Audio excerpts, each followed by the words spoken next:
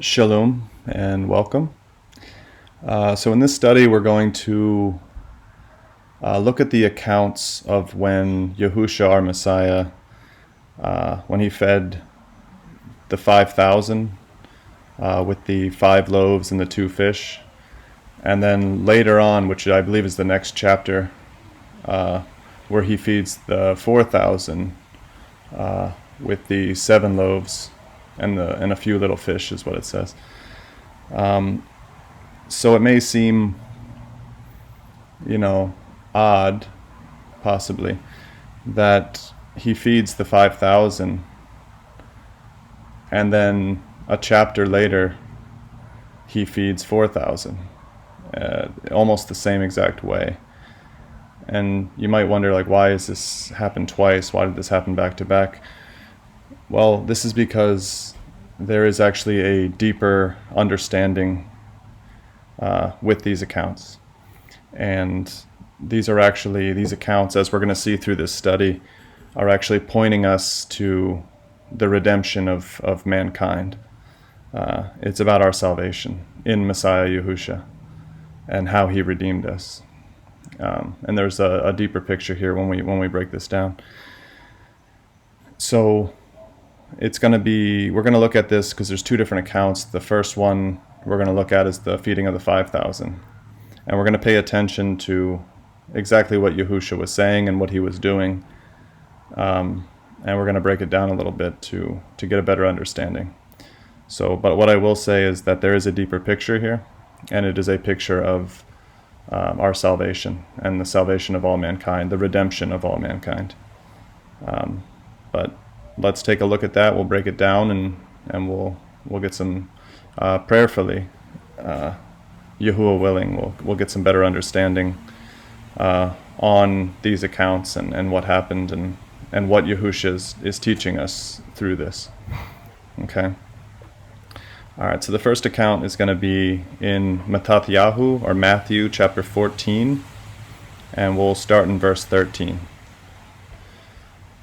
says this: Now when Yahusha heard it, he withdrew from there by boat to a deserted place by himself.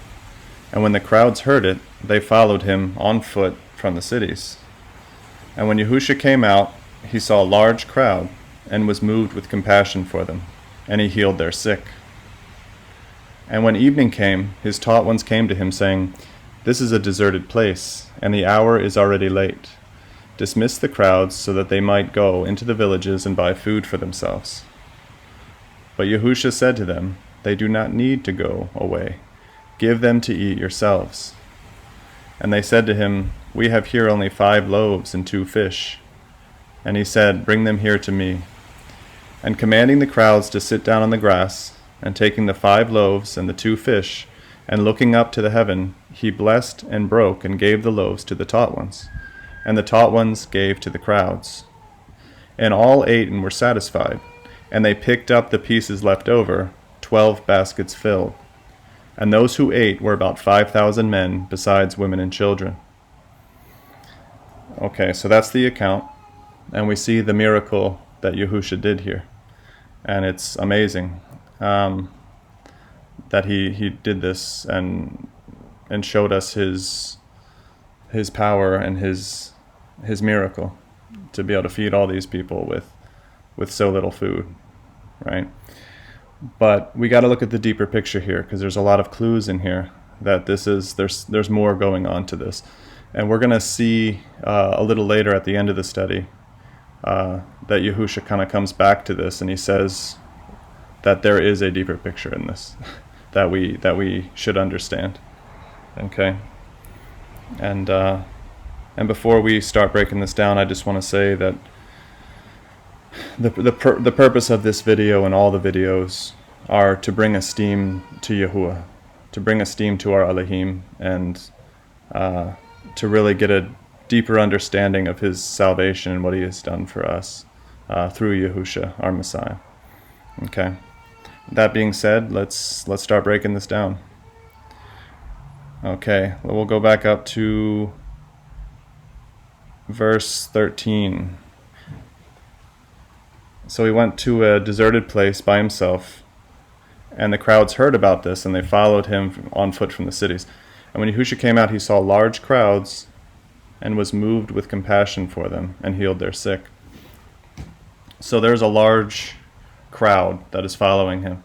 And if we look at this is a bigger picture of all of us. And specifically this account is about the redemption of the children of Israel, or Yashrael. And then we'll see in the second account with the feeding of the 4,000 when it gets into the redemption to the Gentiles or the nations. But let's look at this. He saw this large crowd, which is all the children of Israel, and was moved with compassion for them and healed their sick. And when evening came, his taught ones came to him, saying, "This is a deserted place, and the hour is already late. Dismiss the crowd so that they might go into the villages and buy food for themselves." So we see that evening has come.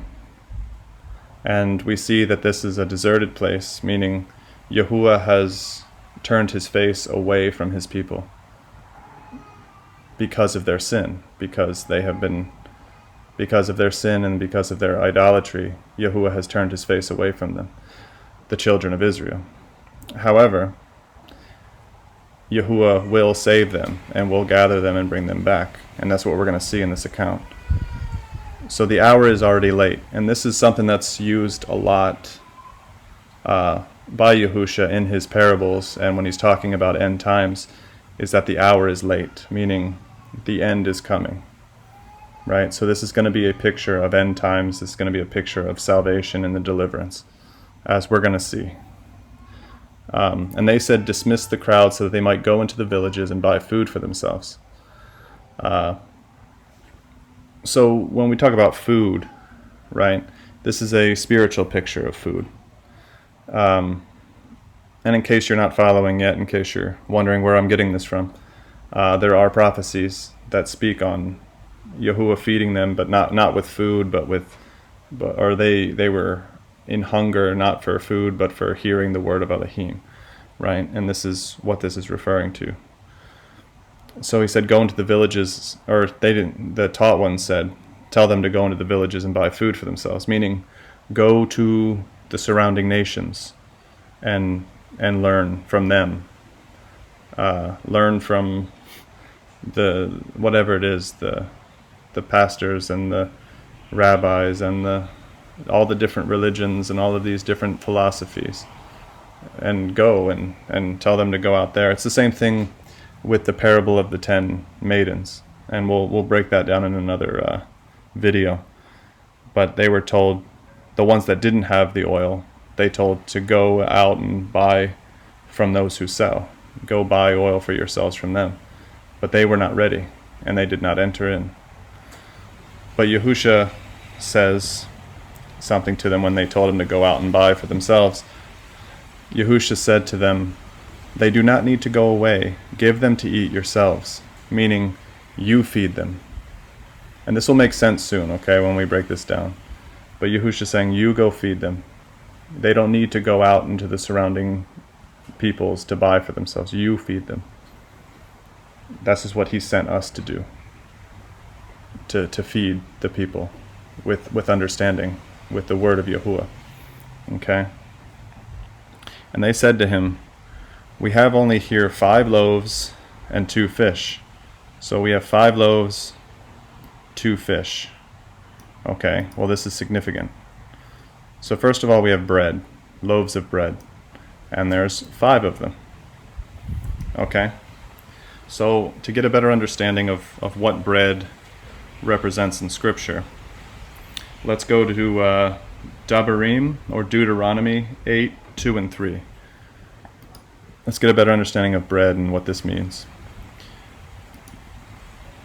Deuteronomy 8, 2 and 3. It says this, "And you shall remember that Yahuah your Elohim led you all the way these 40 years in the wilderness, to humble you, prove you, to know what's in your heart, whether you guard his commands or not." Okay, this is going to be important. "And he humbled you, and let you suffer hunger, and fed you with manna, which you did not know, nor did your fathers know, to make you know that man does not live by bread alone, but by every word that comes from the mouth of Yahuah. So man does not live by bread alone, but every word that comes from the mouth of Yahuah. So we see here that the bread and the word of Yahuah are being linked together here. So the bread here represents the word. You do not live by bread alone, but every word that comes from the mouth of Yahuah. Yahusha, our Messiah, also said that I am the bread of life. Okay? Now, let's get a little bit more of an understanding on this. We're gonna look at this word bread in Hebrew. Man does not live by, right down here, the Hebrew 3899, bread. And this is the word lahem, or lacham. Okay? And it's talking about bread, specifically food, right? To feed, to consume, to devour, to eat, right? So we have bread here. Alright, so I've illustrated this over here, okay? So what we have is bread, which is lamed, chet, mem, lacham, or you might hear lahem. Now, one way we can understand this for those of us who are probably fairly new to Hebrew, each Hebrew letter, Hebrew reads from right to left, as opposed to left to right like English does. And each letter in Hebrew has a meaning. So this is the modern Hebrew, you have the Paleo Hebrew, and then down here's the pictographic Hebrew. They all say the same thing, they all say lacham. Now, lacham or lahem, think about where our Messiah was born. He was born in Bethlehem. So Bethlehem is Beth or Bath, which is house, and lachem is bread. So Bethlehem means house of bread. Okay, so this is the word bread in Hebrew. And this, remember, the bread also represents the word of Yahuah. And this is what we are supposed to eat and be fed with. All right, so now we're going to break this down pictographically, which means, like I said before, each letter in Hebrew has meaning. Okay, so this is the lamad, the chet, and the mem. Okay, lacham, lahem. Okay, so in pictographic Hebrew, the ancient Hebrew, the lamed is a picture of a shepherd's staff, which means teachings or shepherd. Okay, the chet is a picture of a fence, which means to separate or divide. And the mem is a picture of water, which is mem or mayim, which the word for heavens in Hebrew is shamayim, which is like the mayim, the water, and in the sky, shamayim. Okay, so the mem or the mayim is water, but it also means chaos. And if we know from Revelation, the water that was spewed from the dragon's mouth represented all the nations, the Gentiles, and the peoples. Okay? So pictographically, if we break down the word bread, or lacham, it is the teachings of the shepherd separate us from the teachings of the shepherd separate us from chaos, or from the nations. And I will say the unbelieving nations, not those who are believers and followers of Yahusha who have been grafted in. Okay? So the word bread in Hebrew, pictographically when you break it down, is the teachings of the shepherd. Now, who's the good shepherd? Yahusha. So the teachings of Yahusha separate us from chaos, separate us from the teachings or the chaos of the nations, which is why Yahusha warned his taught ones, beware of the leaven of the Pharisees and the Greeks, or the Herodians, or Herodes, right? Now, why is that? Because leaven is what gets inside bread that causes it to puff up, right? Now, if this bread, this teaching, the word is mixed with man-made doctrine, the doctrine of the Pharisees, or the doctrine of, let's say, the nations, it becomes corrupted, right? So now, the teachings of the shepherd is what separates us from the chaos. And this is what the word bread means. And the bread, remember, equals the word of Yahuah. So the word of Yahuah, which is the teachings of the shepherd, because remember, Yahusha is the word that became flesh. He is the bread of life. It all ties together, right? All right. So now, we'll go back with that understanding. We'll go back to Mattatyahu, Matthew chapter 14. I'll get out of the King James so it's easier to read. Okay. All right, so right here it says, and they said to him, we only have here 5 loaves, right? What bread? Bread is the word of Yahuah, and 2 fish. So why 5 loaves? Okay. Well, here's the question. What were the children of Israel always told by the prophets? Which is to turn back to the Torah of Yahuah, the law of Yahuah, the commands of Yahuah. They were always told to turn back, right, to his commands, because they have departed from his Torah. Well, there are 5 books in what is commonly called the Torah. That is Bereshith, or Genesis, through Devarim, or Deuteronomy. And that is what we call today the Torah. And this is the 5 books of Moses. So we have 5 loaves. The loaves represent the word. So we have the Torah, if you will, the instructions of Yahuah. And we have 2 fish. Okay, so we have 2. Okay, well, we'll get into 2 in a second. But first we have to figure out, what is the fish? Okay, why fish? Okay, well, we'll go to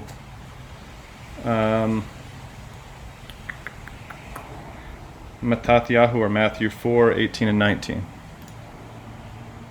Matthew 4, 18.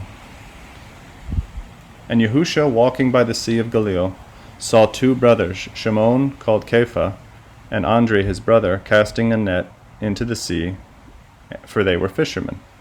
And he said to them, follow me, and I shall make you fishers of men. Fishers of men. They're not going to be, and this is, Kepha is Peter, by the way. Simon. Shimon is Shimon, Peter. Simon Kepha, right? Okay. So he said, I shall make you fishers of men. So they're not going to be fishing for fish, but they're going to be fishing for men. So the fish here represent men. And let's look at another prophecy of that. Okay. We'll go to Yeremiah, or Jeremiah 16:14. Yeremiah, or Jeremiah 16:14, verse 14. It says this, therefore see, the days are coming, declares Yahuah, when it is no longer said, Yahuah lives, who brought up the children of Yashraal, or Israel, from the land of Mitzrayim. But Yahuah lives, who brought up the children of Yashraal from the land of the north, and from all the lands where he has driven them. For I shall bring them back into their land, and give the land I gave to their fathers. See, I am sending for many fishermen, declares Yahuah, and they shall fish them. And after that I shall send many hunters, and they shall hunt them from every mountain and from every hill, and out of all the holes of the rocks. So we see that Yahuah is going to send fishermen. Remember, he said, I'm going to make you fishers of men. And they are going to fish them. Okay? And who was he talking to or about? The children of Israel. And from all the lands which they were driven. All right? So now, back to Mattatyahu, or Matthew, chapter 14. Okay. So now, it says here in verse 17, he said to them, we have here only 5 loaves and 2 fish. So basically, why 2 fish? The fish represent men, specifically in this case, the children of Israel. Well, why 2? 2 fish. That's interesting. Well, remember that the children of Israel, the 12 tribes, after Solomon and his sin against Yahuah, they were split into two different kingdoms. There were two kingdoms. There was the 10 northern tribes, which were called Ephraim or Israel, Yashraal. And then there was the southern house, which was called Yehuda or Judah, which also contained the tribe of Benjamin. Okay, and obviously there were Levites who were spread throughout all of the tribes. Okay, so you have Israel or Ephraim in the north, and you had Judah or Yehuda in the south. Now, we're not going to go through that entire account right now, but if you want to read more about that, that took place in 1 Kings chapter 11 and chapter 12. This is what happened and why the kingdom was divided and when it got divided. Okay, and then from then on, all throughout the prophets, all throughout the scriptures, the house was divided. The children of Israel, the 12, were divided into two houses. Okay? So we'll get back to that in a second. All right. So we have the 5 loaves, the 5 books of Moses, the Torah, the word of Yahuah, and the 2 fish, meaning the 2 houses of Israel. You have Ephraim and Judah in the south. So he took the 2 houses and he's going to make them one. But let's continue. Let's see how this plays out. And he said, "Bring them here to me." And commanding the crowds to sit down in the grass. Think about Psalms 23, I make them lie down in green pastures.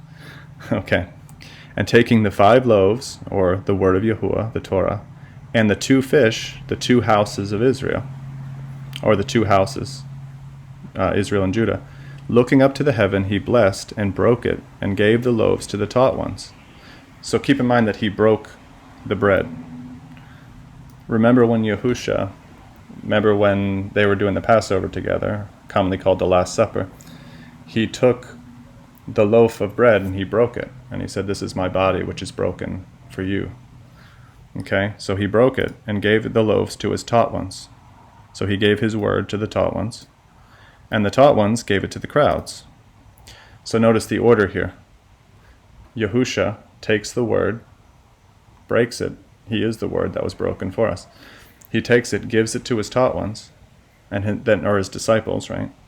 And then they take it and give it to the crowds. This is the same order that things are done today. And we're going to see this in the second account too, with the feeding of the 4,000. The same order. Same thing today. Yahusha gives us, our Messiah gives us his word, which is his Father's word. And then he gives it to us. And then we take that and we give that to the crowds, to those who need to be fed. Okay. All right, verse 20. And all ate and were satisfied. So they ate this bread and were satisfied. Okay. And they picked up the pieces left over, 12 baskets filled. Notice how we have 12 here. Okay. Well, how many tribes of Israel are there? 12. So it started with 2 fish, the 2 houses, and then what's left over after this, after they were given the word, and after they were fed with the true word that comes from the heavens, they have 12 baskets filled, meaning the 2 houses have become one again.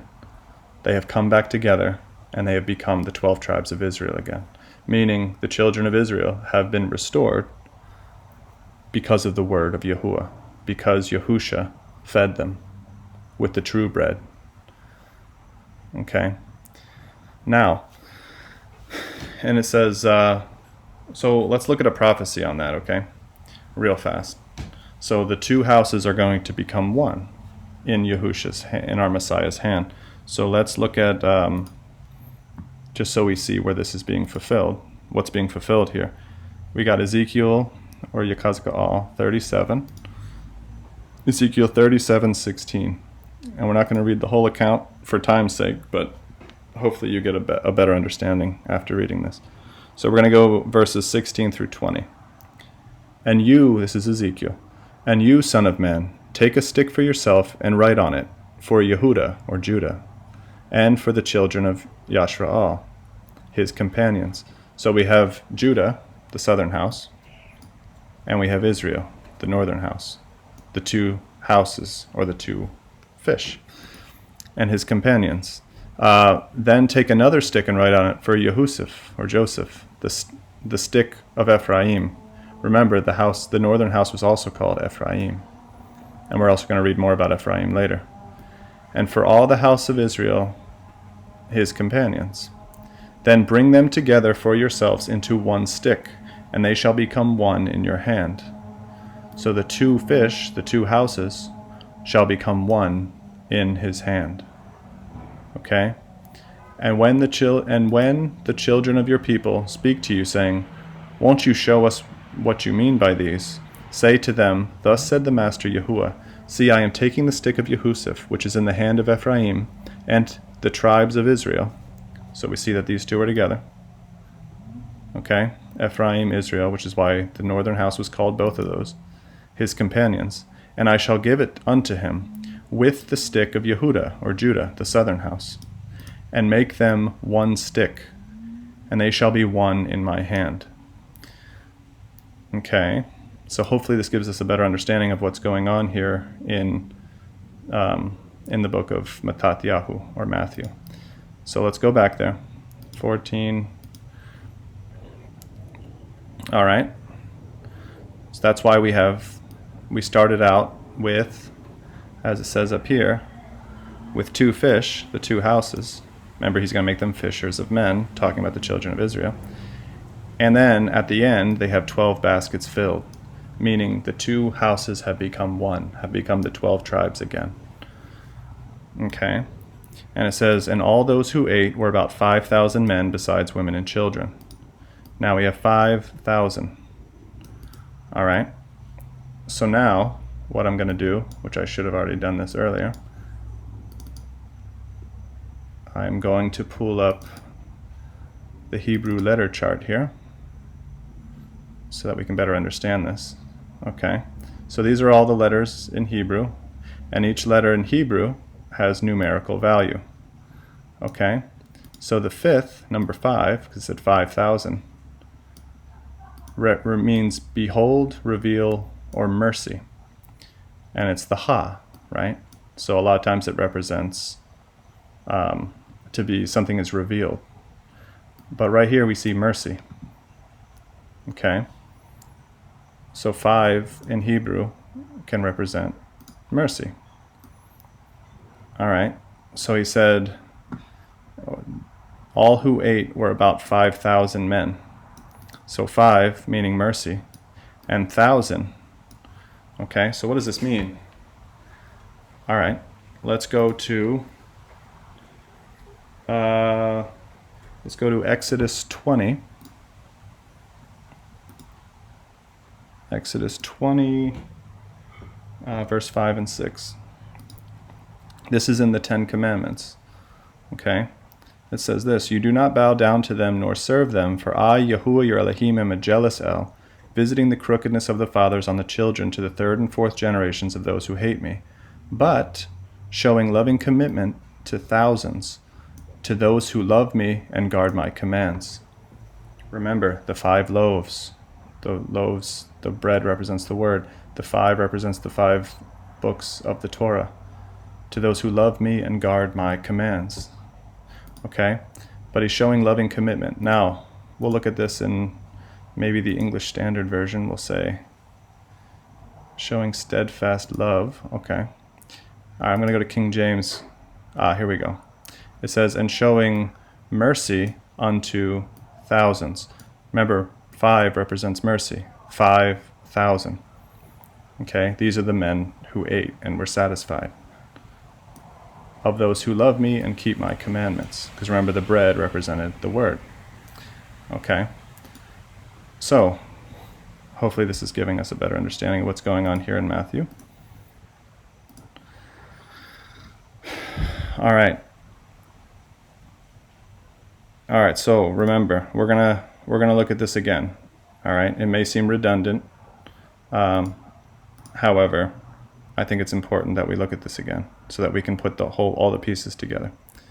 Verse 16. But Yahusha said to them, "They do not need to go away. Give them to eat yourselves."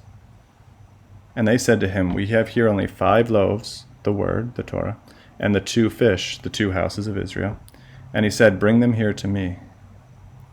And commanding the crowds to sit down on the grass, and taking the 5 loaves, the word, and the 2 fish, the 2 houses, remember they become one in his hand, and looking up into the heaven, he blessed and broke and gave the loaves to the taught ones, and the taught ones gave them to the crowds. And all ate and were satisfied, and they picked up pieces left over, 12 baskets filled. The 2 houses have become one again, the 12 tribes. And all those who ate were about 5,000, 5 mercy for thousands, for those who love me and guard my commands. 5,000 men besides women and children. Okay, so this is the first account. All right, the feeding of the 5,000. What we see here is a picture of the children of Israel being redeemed. Now, we might say to ourselves, okay, yeah, but what about the Gentiles? What about the nations who are going to be grafted in that are not of the tribes of Israel? Well, remember, the next chapter, there's another account where Yahusha does this very same thing, but the numbers are different. Okay? So, we're going to look at that. And to get context, well, actually, let's look at it this way. Because remember, first, judgment starts at the house, right? It starts at the house of Yahuah. That's where the judgment starts. It starts with his people. He came to redeem his people first. It says, something that Paul or Shaul says is, to the Yahudi, or the Jew, if you will, Judah, first, and also to the Greeks. But first, it's to his people. So he came to save his people and bring them back to one. Now, we're going to see the other account, which is only 1 chapter over, of the feeding of the 4,000, and we're going to see the redemption of the nations, or the Gentiles. And here's how we're going to see that. We're going to go down to the end of this chapter, and we're going to start in verse 34, okay? Because this is what happens right after. And having passed over, they came to the land of Geneshar. And when the men of that place recognized him, they sent out into all the surrounding country, and brought to him all who were sick, and begged him to let them only touch the tzitzit of his garment, and as many as touched it were completely healed. So he went to another land, and the men of that place recognized him, and they came from all the surrounding country, meaning this is going to be a picture of the Gentiles. And we're going to see that when we get into chapter 15. Okay, so we're going to skip over some of this because we don't want to get lost in all the accounts that happened in between there. Okay. Let's see. We're going to go through one of the parables here. Okay, here we go. Verse 15. This is what happens the very next chapter. And we're going to set the context here that is talking about the Gentiles and that he's in the land of the Gentiles. And see, a woman of Canaan, and Canaan, or Canaan, was a son of Ham, so the Canaanites were Gentiles, came from those borders and cried out to him, saying, "Have compassion on me, O Master, son of David. My daughter is badly demon-possessed." But he did not answer her a word, and his taught ones came and asked him, saying, "Send her away, because she cries after us." You notice the pattern with his disciples, with his taught ones. First, with the children of Israel, he said, "Send them away so that they can buy for themselves to eat." And now in Yahushua was like, "No, give them yourselves to eat," right? Now this woman, this Gentile is coming, and they're saying the same thing. Okay, verse 24.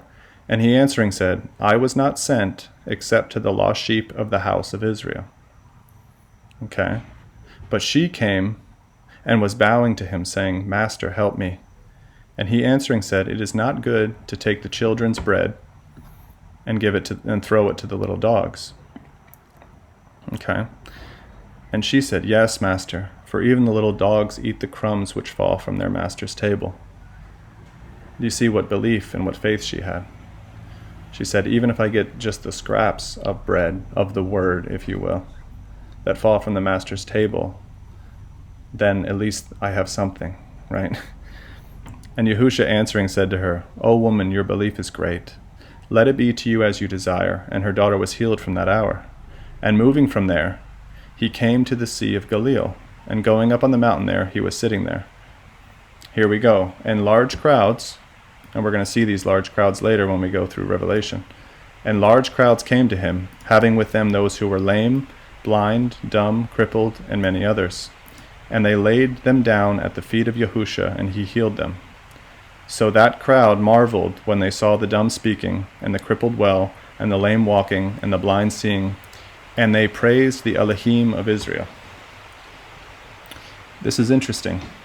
Now we know that he's talking about Gentiles, because it didn't say that they praised Yahuah, they praised Elohim because they were Israelites. It said, and they praised the Elohim of Israel, meaning these were not Gentiles, or these were not of the children of Israel. These were Gentiles, because they praised the Elohim of Israel.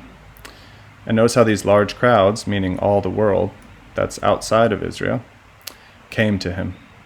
And they were lame, blind, dumb, crippled, right? So let's think of this spiritually. They had the lame, spiritually lame, blind. They didn't have the scales removed from their eyes. They couldn't see spiritually. They had eyes, but they could not see. They had ears, but they could not hear. Right? And they came to Yahusha from all the nations, from among all the Gentiles, and then they were laid down at the feet of Yahusha, and he healed them. So notice how it says they laid down at the feet of Yahusha. Now, if you go back to the book of Ruth, Ruth was a Gentile. Okay? Now, if you go back, there's an awesome picture in that, and maybe at some point we'll make a video breaking that down, but Ruth was a Gentile, and she laid down all night at the feet of Boaz. And Boaz was a picture, a shadow picture, if you will, of Messiah. And because she laid down at the feet of Boaz, she was then redeemed the next day. So she was a Gentile who was redeemed, and then she became the wife of Boaz, meaning, or the bride of Messiah, if you will. So the Gentiles are being laid at the feet of Yahusha. Same picture here. And then they were healed. Okay? So the crowds marveled, right?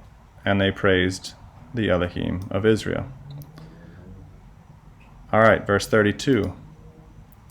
Yahusha, having called his taught ones near, said, I have compassion on the crowd, because they have now continued with me 3 days, and do not have whatever to eat. And I do not wish to send them away hungry, lest they faint on the way. Let's look at the spiritual picture here. Yahusha has compassions on the crowd, the Gentiles, if you will. Why? Because they have now continued with me for 3 days. Okay, 3 days. 3 in Scripture, again, represents death and resurrection. Yahusha was in the grave 3 days and 3 nights. He died and was rose again. 3, that death and resurrection is also a picture of baptism or immersion, right? You die in the waters and you rise again. Because those from among the nations, he had compassion on them, those from among the Gentiles, because they have been, let's say, they have been immersed, and they have continued to follow Yahusha. Okay? And they do not have whatever to eat. Okay?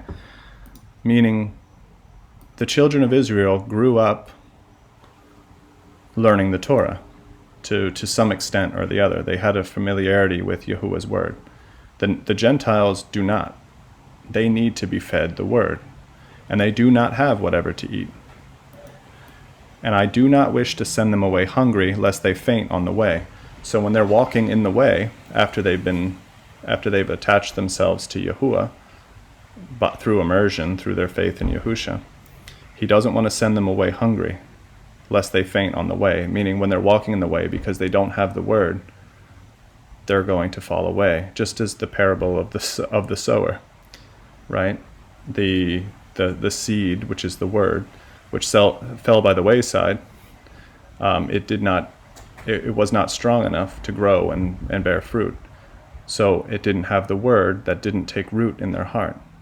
So same thing here. He doesn't want to send them away hungry, lest they faint on the way. So he's going to feed them, as we're going to see. And his taught ones said to him, "Where are we to get enough bread in the desert to satisfy such a large crowd?" Why? Because this is the Gentiles. That's why it's such a large crowd. And keep in mind that the taught ones, the disciples, had just seen Yahusha feed 5,000, this is actually less. This is 4,000. He said, they just saw him do this. And they're like, how are we going to get enough bread in the entire desert to satisfy such a large crowd? They weren't seeing what's going on here, right? They didn't have the understanding yet. Okay.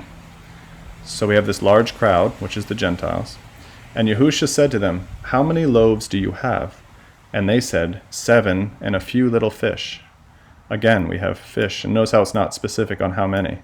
Just a few little. Or, let's say, a remnant. Okay. And we have fish, representing people. Fishers of men. And we have 7. 7 loaves. Okay. Now, the question is, well, what does 7 represent? But we're going to just keep reading and we're going to figure this out. And he commanded the crowd to sit down on the ground, and taking the 7 loaves and the fish, giving thanks, he broke them and gave them to his taught ones, and his taught ones to the crowd. Same order as last time. And all ate and were satisfied, and they picked up what was left over of the broken pieces. 7 large baskets filled. Okay. And those who ate were about 4,000 men, besides women and children. And dismissing the crowd, he went into the boat and came to the borders of Magdala. All right, so let's get an understanding on this. So this time, he took 7 loaves, and this remnant, if you will, the remnant of the nations, and he is going to then give it to them. He's going to give this word to them. 7 in Scripture is the number of completion. All right, we're going to see that in a second. But think about, there's 7 days in a week. There are the 7 days of creation. There are 7 feast days or appointed times each year, and so on. 7 is the number of completion or completeness. So to show that, I just want to do a little word search for the word 7.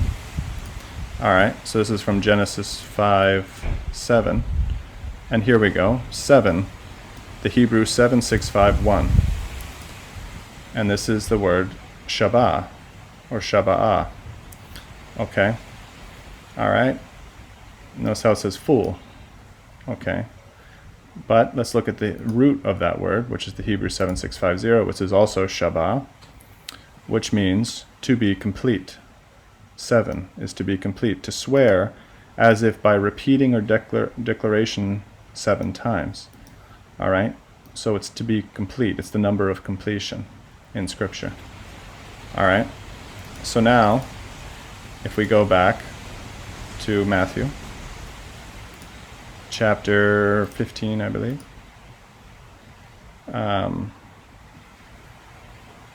Here we go. We'll go back. All right. Verse 34, and he said to them, "How many loaves do you have?" And they said, 7. 7 is the number of completion.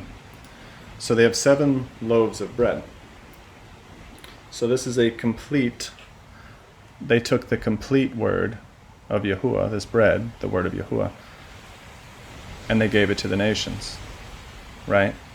It was completed because now we have everything, because the Tanakh, or the Old Testament, was all pointing to Yahusha. And then the second writings, that commonly called the New Testament, was the accounts of Yahusha and how he fulfilled what was written by the prophets, the Torah and the prophets. So now taking this complete word, which Yahusha completed, and he gave it to them. He gave it to the little fish, a few little fish, this remnant of the nations, the Gentiles, right? And taking the 7 loaves, his word, and the fish, giving thanks, he broke them and gave them to his taught ones, and his taught ones to the crowd. Notice he broke them again. Just like the bread, that is his body, he was broken for them. And he gave to his taught ones, and his taught ones gave it to the crowd. And all ate and were satisfied. So they all ate this word and were satisfied. And they picked up what was left over of broken pieces. Remember, we are to be broken before him. He was broken for us, and we are to break down before him. We are to be completely broken so that we can be healed. Okay? And of these broken pieces, 7 large baskets were filled. 7. Again, we have the number of completion. And this is talking about the Gentiles. Okay, well, what does that mean? Well, let's think about the prophecy that was given to Yahusha or Joseph about his sons, right? Remember, the northern house of Israel was called Israel. It was also called Ephraim. All right. So let's go to Genesis, Bereshit, or Genesis chapter 48, starting in verse 17. We're going to go 17 to 19. And when Yahusha, or Joseph, saw his father laid his hand on the head of Ephraim, it was evil in his eyes, and he took hold of his father's hand to remove it from his head, the head of Ephraim, to the head of Manasseh. And Yahusha said to his father, Not so, my father, for this one is the firstborn. You put your right hand on his head. But his father refused and said, I know, my son, I know. He also becomes a people, and he also is great, and yet his younger brother is greater than he, and his seed is to become the completeness of the nations. So his seed, the seed of Ephraim, is to become the completeness, 7, of the nations. This is why there were 7 baskets filled when we're talking about the completeness of the nations, the Gentiles being restored. And this is through Ephraim. All right, to get another witness on this, we'll go to Romans. We'll see what Paul said about it.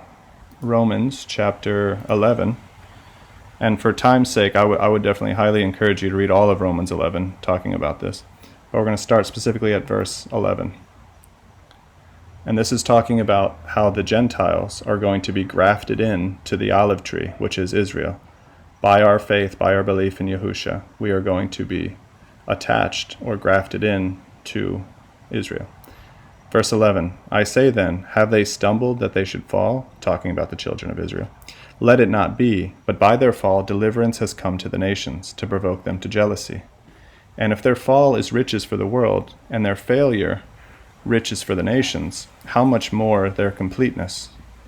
For I speak to you, the nations, the Gentiles, inasmuch as I am an emissary to the nations. I esteem my service, if somehow I might provoke to jealousy those who are my flesh, and save some of them. For if their casting away is the restoration to favor of the world, what is their acceptance but life from the dead? Okay. Now, if the first fruits is set apart, the lump is also. And if the root is set apart, so are the branches. Okay. And if some of the branches were broken off, and you, being a wild olive tree, the Gentiles, have been grafted in among them, and came to share in the root and fatness of the olive tree, do not boast against the branches. And if you boast, remember, you do not bear the root, but the root bears you. Remember, this is why we saw the account first of the restoration of Israel, and then the rest of the world, or let's say the remnant of the rest of the world, who decides to follow Yahusha. Verse 19, you shall say then, the branches were broken off that I might be grafted in. Good. By unbelief they were broken off, and you stand by belief. Do not be arrogant, but fear. For if Elohim did not spare the natural branches, he might not spare you either. See then the kindness and sharpness of Elohim on those who felt sharpness, but toward you kindness, if you continue in his kindness. Otherwise you shall also be cut off. Okay. All right. Let's keep going. And if they do not continue in unbelief, shall be grafted in, for Elohim is able to graft them in again. For if you were cut out of the olive tree, which is wild by nature, and were grafted contrary to nature into the good olive tree, how much more shall these who are natural branches be grafted into their own olive tree? For I do not wish you to be ignorant of this secret, brothers, lest you should be wise in your own estimation, that the hardening in part has to come over Israel, until the completeness of the nations has come in. The completeness of the nations. Remember, it's the same thing that was prophesied to Yahusha for Joseph's son Ephraim, the completeness of the nations. Okay? So, and that's exactly what we're seeing here in Matthew chapter 15. Okay? Let's see. That's why there were 7 large baskets filled, completeness of the nations that have been brought in. So for chapter 14, we see the restoration of the children of Israel from 2 houses into 12 tribes. And then here in chapter 15, we see the completeness of the nations coming in and being grafted in. And as we see here in verse 38, and those who ate were about 4,000 men. Well, 4,000 this time. Okay. Well, there's many times in Scripture where the entire earth is, it says, the 4 corners of the earth. So this is all the nations, all the Gentiles, from the 4 corners of the earth. And this is thousands to those who love him and guard his commands, right? So this is the 4 from the 4 corners of the earth, meaning all of the world, all of the Gentiles. So big picture, in case this hasn't become clear already, both of these accounts, and the reason they happen back to back, is first, you have the restoration of the 2 houses of Israel becoming one again, becoming the 12 tribes. They have been restored through Yahusha's word. And now we have all the nations from the 4 corners of the earth coming together and being restored. 7, the completeness of the nations. Okay? So now, what we're going to see at this point is a prophecy, or a prophecy from the book of Revelation. Let's see how this all comes together. Let's see if this lines up. We're going to go to Chazun, or Revelation chapter 7. It says this, and after this I saw 4 messengers standing on the 4 corners of the earth. Here we go. See that? Okay. Standing at the 4 corners of the earth, holding the 4 winds of the earth, that the wind should not blow on the earth, nor the sea, nor any tree. And I saw another messenger coming up from the rising of the sun, holding the seal of the living Elohim, and he cried with a loud voice to the 4 messengers, to whom it was given to harm the earth and the sea, saying, do not harm the earth, nor the sea, nor the trees, until we have sealed the servants of our Elohim upon their foreheads. And I heard the number of those who were sealed, 144,000 sealed out of all the tribes of the children of Israel, or Yashrael. Okay, so first we have those who are sealed. So first, like we saw in those accounts, we have the children of Israel being sealed from all the tribes. And then verses 5 through, let's see, through 8, it goes through all the tribes, besides Dan, but we'll get into that another time. So first we have the restoration of the sealing of the 12 tribes, and then after, just like in the accounts that we saw with the feeding of the 5,000 and the 4,000, now we have everybody else. Verse 9, and after this I looked and saw a great crowd. Remember that great crowd that they saw? How are we going to be able to feed such a large crowd? Well, this is talking about the nations, which no one was able to count, out of all the nations and tribes and peoples and tongues, standing before the throne and before the Lamb, dressed in white robes and palm branches in their hands, and crying out with a loud voice, saying, deliverance belongs to our Elohim, who sits on the throne, and to the Lamb. And all the messengers stood around the throne, and the elders and the 4 living creatures, and fell on their faces before the throne and worshipped Elohim, saying, Amen, the blessing and the esteem and the wisdom and the thanksgiving and the respect and the power and the might to our Elohim forever and ever. Amen. And one of the elders responded, saying to me, who are these dressed in white robes, and where do they come from? And I said to him, Master, you know. And he said to me, these are those coming out of the great distress, having washed their robes and made them white in the blood of the Lamb. Because of this, they are before the throne of Elohim, and serve him day and night in his dwelling place. And he who sits on the throne shall spread his tent over them. And they shall hunger no more, neither thirst any more, neither shall the sun strike them, nor any heat, because the Lamb who is in the midst of the throne shall shepherd them, and lead them to fountains of waters of life, and Elohim shall wipe away every tear from their eyes. Okay. This is first the 12 tribes, and then the nations. So this picture that we see with the feeding of the 5,000, the feeding of the 4,000, is a picture, a deeper picture, of the redemption of all mankind, as we're reading about here in Revelation 7. Okay? And notice how it says, because the Lamb who is in the midst of the throne shall shepherd them. Well, what did that word for bread mean in Hebrew? The teachings of the shepherd shall separate us from chaos. That's what bread means. And man does not live by bread alone, but every word that comes from the mouth of Yahuah. So that is his word. Okay? All right. So, at the end of this, you may be saying, yeah, but how do we know that there was a deeper picture there? How do we know that we're not just reading too much into this and maybe that's not what's going on? Well, let's look at what Yahusha says in Mark chapter 8. Okay? All right, we'll start in verse 1. Mark chapter 8, verse 1. In those days, the crowd being very great, and not having any to eat, Yahusha called his taught ones near and said to them, I have compassion on the crowd, for they have now been with me for 3 days, again, death and resurrection, immersion, and do not have food to eat. And if I dismiss them unfed to their home, they shall faint on the way, for some of them have come from afar. Some of them have come from afar. Okay. And his taught ones answering him, how shall anyone be able to feed these people with bread here in the desert? And he asked them, how many loaves do you have? And they said 7. And he commanded the crowd to sit down on the ground, and taking the 7 loaves and giving thanks, he broke them and gave them to his taught ones and set before them. And they set them before the crowd. And they had a few small fishes, and having blessed, he said to them also before them.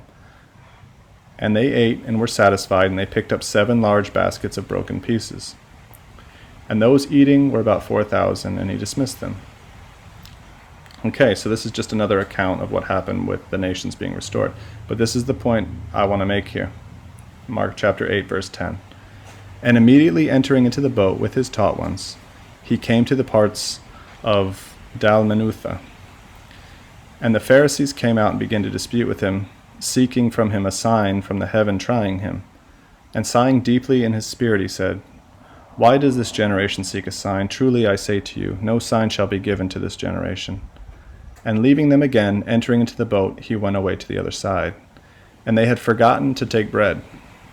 Okay. And they did not have more than 1 loaf with them on the boat. And he was warning them, saying, mind, beware of the leaven of the Pharisees and the leaven of Herodias. Remember, the leaven is the teachings. And this is what it explains in one of the other accounts. The leaven of the Pharisees and the leaven of Herodias. So this is the teachings of the Pharisees, the teachings of Herodias. And they were reasoning with one another, saying, because we have no bread. Do you see how literally they were seeing what Yahusha was saying? They thought he was talking about bread. Okay? But just like this account with feeding of the 5,000, feeding of the 4,000, there is a deeper picture here. He's not just talking about bread. There's much more to what he's talking about than this. But Yahusha is going to point that out. And Yahusha, being aware of it, said to them, why do you reason because you have no bread? Do you not yet perceive nor understand? Is your heart still hardened? Having eyes, do you not see? And having ears, do you not hear? And do you not remember? When I broke the 5 loaves for the 5,000, how many baskets filled with broken pieces did they pick up? They said to him, 12. Okay. And when I broke the 7 for the 4,000, how many large baskets filled with broken pieces did you pick up? And they said, 7. So we have 12 tribes, 7, the completeness of the nations. And he said to them, how do you not understand? And immediately after that, he moves on. And he came to Bethsaida, and they brought a blind man to him, right? So what we see is, what Yahusha is saying is there is more to this than just the physical miracle that he was doing. He was showing us something. And he was showing us about the deliverance of his people and the deliverance of the nations, right? So that's why he said, when I broke the five, he's trying to break it down for them, because they thought, oh, we don't have bread because he's talking about leaven. No, that's not what he's talking about. And he was trying to help them to understand that there was more to this than meets the eye. When I broke the 5 loaves for the 5,000, how many baskets filled with broken pieces did you pick up? And they said, 12. And he's like, okay. And when I broke the 7 for the 4,000, how many large baskets filled with broken pieces did you pick up? And they said, 7. And he said to them, how do you not understand? Okay. So, hopefully this study made sense. And I do really hope that it's a blessing to you in better understanding what Yahusha was trying to teach us through the things that he did, the signs that he showed. And I'm going to do other studies on these miracles that Yahusha did. And we're going to break them down this way to get the deeper pictures, to get the deeper understanding. Instead of seeing it the way that the disciples or the taught ones were seeing it, because we don't have bread.